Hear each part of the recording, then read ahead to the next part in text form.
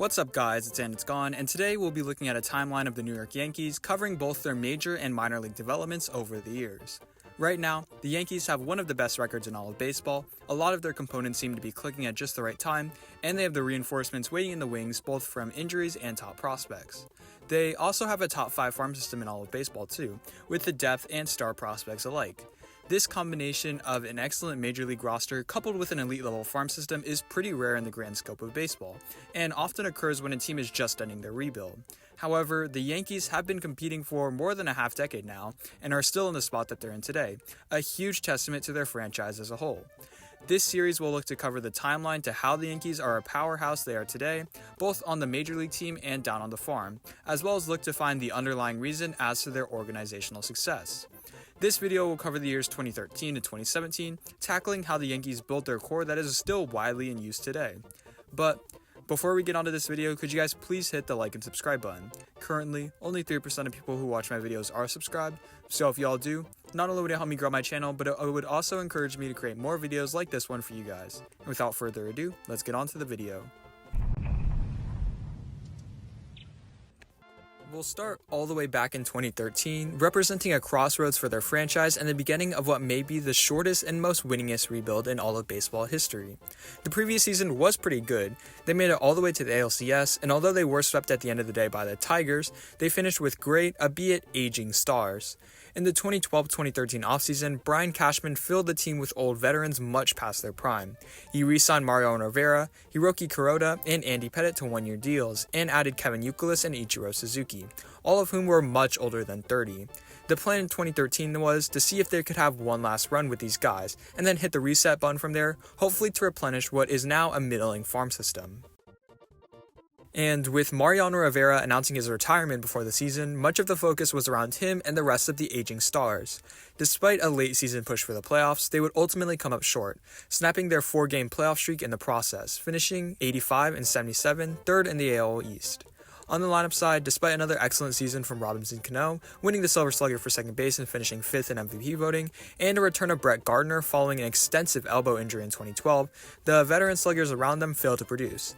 A-Rod, while productive in his time on the field, missed a ton of the season with a torn labrum. Derek Jeter missed the majority of the season with an ankle injury, and Kevin Youkilis with a herniated disc. Those that were on the field regressed from their Hall of Fame selves like Ichiro Suzuki, and this left a lot of the burden on depth pieces and old veterans, and many of them just failed to produce in the huge shoes of those once great stars. On the pitching side, while slightly better, they were still not playoff caliber. Kuroda in his age 38 season was likely their best starter, posting a 1.21 ERA plus in 202 innings. Ivan Nova had a breakout season to the tune of a 1.16 ERA plus, and Andy Pettitte was solid with a 1.07 ERA plus of his own, but the rest of the rotation was abysmal, with CC Sabathia in particular posting a 4.72 ERA in 32 starts, getting paid $24.4 million in the process. The bullpen, outside of Mariano Rivera and his heir apparent David Robinson, was not much better. Overall, with the age of this roster, this team was a powder keg about to explode, and with the level of injuries sustained to a ton of their key hitters, coupled with the natural regression that does come with age, it was no wonder why this team regressed to finish 3rd in their division. And with the team treading water throughout most of the season, and Cashman realizing that this team had very little going for it over the long term, they made pretty few moves at the trade deadline, only trading for a 37-year-old Alfonso Soriano at the trade deadline. The lack of trades over the past couple of years, due to a pretty stagnant roster star-wise, allowed for the Yankees to stockpile a ton of draft picks. And while they never really had an elite pick to select a superstar player, they had some nice depth and talent all around to give them a nice base for their rebuild, only assisted by a pretty strong 2013 draft, which saw them select Aaron Judge with a competitive balanced round pick acquired for losing Nick Swisher in free agency, along with Tyler Wade and Dustin Fowler to add more depth to what was quickly becoming a top 15 farm system. Cashman's strategy of retooling the roster after the 2013 season quickly came when he let Robinson Cano, arguably the team's face of the franchise over the past couple of years, walk in free agency, signing another star in his place in Jacoby Ellsbury from the division rival Red Sox. And with cash to burn, he mainly used it to win the Masahiro Tanaka sweepstakes, a Japanese pitcher with ace potential. However, he also used it to sign more veterans, including Carlos Beltran and Brian McCann, ensuring that this team was well equipped to make a run at a postseason spot as long as a lot of things went right. And although those hopes took damage when a season-long suspension of Alex Rodriguez happened, as the offseason went on, Cashman knew that money was going to be a renewable asset with the Yankees, while his prospects weren't. So he acquired the majority of his players through a free agency, where the opportunity cost was low, while hoarding onto his prospects. This represents the state of baseball. If the Yankees were a small market team, a rebuild like this would have consisted of a 100-loss season. However, the Yankees are now able to compete through one-year deals with veterans, while still putting themselves in just as good, if not better spot as other rebuilding teams who may have done it the traditional way. The 2014 season was pretty similar to the 2013 season in that it saw another Yankee great's retirement tour. This time, it was Derek Jeter. Like Rivera's tour, the Yankees were unable to make the playoffs in Jeter's final season, making it the first time since 1993 where the team did not make the playoffs in back-to-back years. That being said, they were still pretty close at 84 wins, and had a bunch of quality pieces that were still on the team, with a burgeoning farm system. Gardner continued his strong 2013 season and posted a 111 OPS plus with good defense, and Ellsbury was valuable in his first season in New York. But once again, there was just not enough from a lineup perspective as a whole to be above average offensively. Even Jeter, the man in the spotlight, only posted a 617 OPS with 4 home runs. Trade acquisitions for Chase Headley and Martin Prado addressed this issue a little bit, but it was ultimately not enough. However, the pitching really was beginning to take shape, and was the main catalyst for their playoff push once again. The other big acquisition outside of Jacoby Ellsbury, Masahiro Tanaka, was excellent in his time with the Yankees, posting a 2.77 ERA, but was injured throughout a long portion of the season. Kuroda continued to be a staple high-end starter, and Michael Pineda, Shane Green, and Brandon McCarthy, who was acquired in July from the Diamondbacks, filled out a back end of the rotation that was once abysmal a year prior. David Robinson filled in the closer role nicely, but leading the way from him was breakout star Dylan Betances, who posted a 1.4 ERA and 135 strikeouts in 9 innings as the team's setup man. At 26 years old and with a ton of team control left, Betances suddenly looked like a young Rivera in the making. However, the team was unable to score enough to make the playoffs and spent the majority of October on the couch. On the minor league side, despite trades for Chase Headley, Martin Prado, and Brandon McCarthy eating up some depth on the farm, they more than made up for it with the development of their top prospects. Gary Sanchez, their top prospect, cemented himself as such by performing very well in AA, playing 110 games there with a 744 OPS at only 21 years old. Meanwhile, Aaron Judge was proving everyone who passed on him wrong, posting a 905 OPS with 17 home runs in his first professional season. Luis Severino likewise took a similar leap, posting a 2.46 ERA in Single-A all the way up to Double-A, never taking a step back in the process. With the breakout of many of their top prospects, coupled with a 2014 draft that saw them select Jordan Montgomery despite no first-round pick, saw many outlets now rank the Yankees as a top 10 to top 5 farm system in all of baseball. And with the Yankees only a few pieces away from making the playoffs already, there was already some huge optimism in the air about the Yankees in the long term. However, the key pieces of Sanchez, Judge, and Severino were still about a couple of years away, still playing in the lower levels of the minor leagues. The 2014-2015 offseason saw the Yankees have to tackle some positions that were previously set on the roster for the past decade and a half. Derek Jeter had manned the shortstop position since 1995, and there would be big shoes to fill for whoever would become the next Yankee shortstop. Unfortunately, or perhaps fortunately for the Yankees, it was a pretty weak shortstop class on the free agency market, and as a result, they would end up trading for unproven shortstop prospect Didi Gregorius in a 3-team trade, sending over relief pitcher Shane Green to the Tigers in the process. What was ultimately a minor move at the time would end up paying huge dividends in the future, and on the same day, they would also end up signing highly regarded left-handed relief pitcher Andrew Miller to be the team's closer. David Robinson wasn't terrible as the team's closer in 2014, but the team ultimately decided that Andrew Miller would be a better fit along with Betances, letting Robinson walk in free agency. They would also extend Chase Headley in a move that would make Martin Prado expendable. With an ongoing need for pitching depth, they shipped him along with David Phelps, who is a decent young middle reliever for the Yankees, for young starters Nathan Eovaldi and Domingo Germán, along with Garrett Jones. A massive win for the Yankees both at the time and in hindsight. And this offseason both set the course for the future of the Yankees, while also providing in time to consist of some of the best trades in recent Yankees history.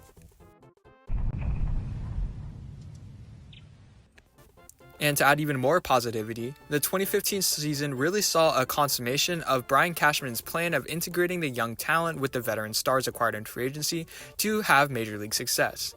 As with many young teams, they went on incredibly hot and cold streaks. However, the veterans on the team were able to steady the team, making sure that their winning streaks lasted longer than their losing ones.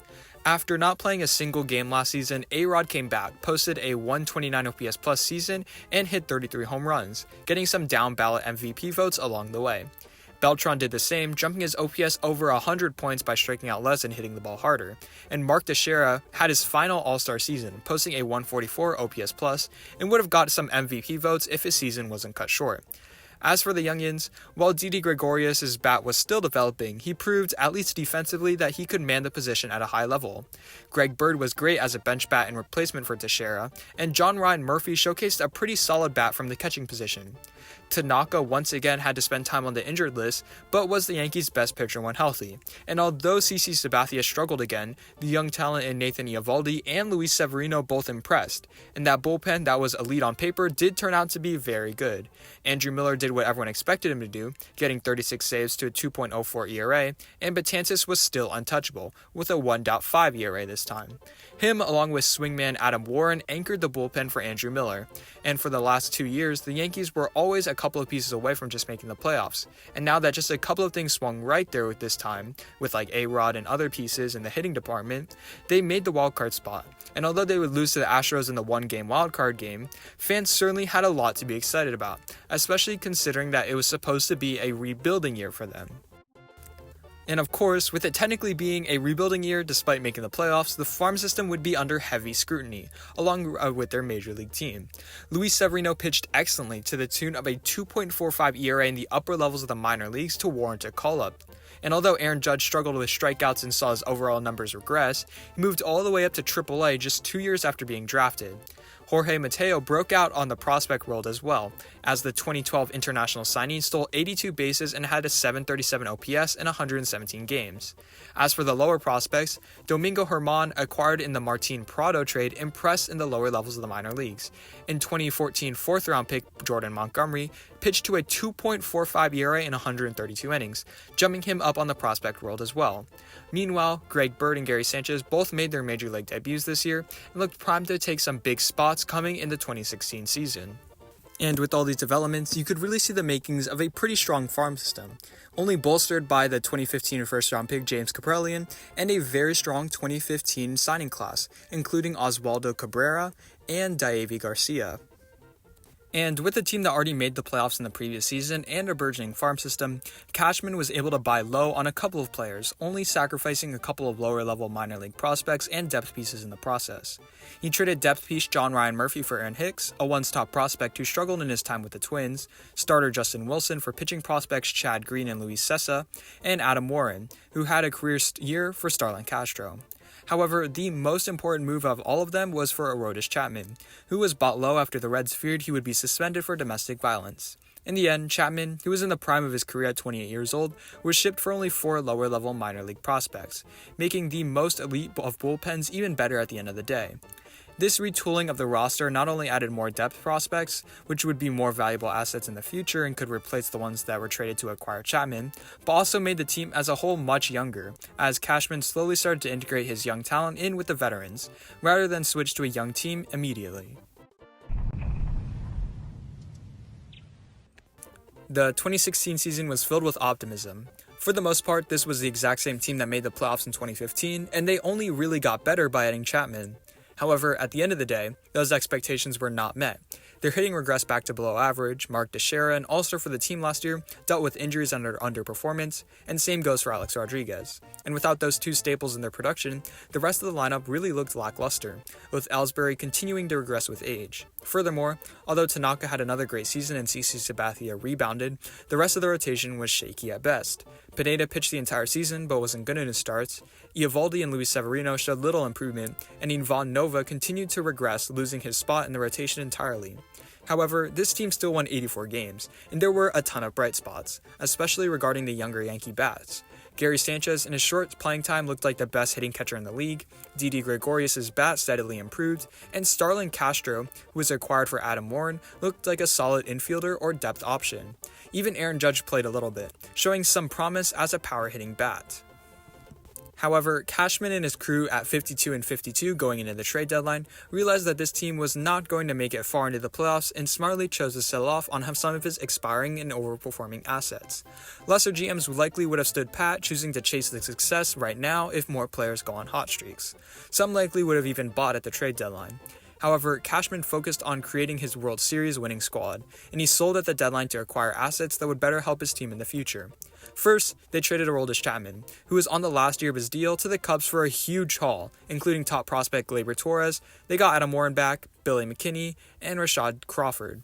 Next, they tapped from their elite bullpen once again, trading Andrew Miller to Cleveland, getting Clint Frazier, J.P. Fryereisen, Justin Sheffield, and Ben Heller. In August, they would also make a couple of more trades with the veterans Carlos Beltran and Ben Gamel on the move in separate deals. Following this trade deadline, thanks to all that they acquired, the Yankees were basically unanimously agreed to have a top 3 farm system, and they supplemented their elite depth with high-end prospects acquired with their trades. This farm system was seriously beginning to come together as an elite force, bolstered by a 2016 draft that saw them take outfielder Blake Rutherford and utility man Nick Solak. And once again, they would tap into the international market, this time signing Oswald Peraza and Yoendris Gomez. And for the first time in a long time, the Yankees had smaller expectations going into the 2017 season. This offseason uncharacteristically saw them make very little moves, besides the re-signing of Aroldis Chapman to a huge 5-year, $86 million deal, essentially getting Gleyber Torres, Adam Warren, and the other prospects for free at the end of the day. The rest of the offseason was fairly quiet, although they did release Nathan Eovaldi. Instead, any improvement would have to come from their young players. Sanchez was now set to be their primary catcher after a McCann trade. Judge and Aaron Hicks would compete in right field, Severino would be in the rotation, and Greg Bird will be given the reins as the primary first baseman. Long gone were the days of old veterans taking up playing time from the young players. Beltran, Rodriguez, Teixeira, Suzuki, and Jeter were all gone, and replacing them now were exciting young ball players with a lot to improve on.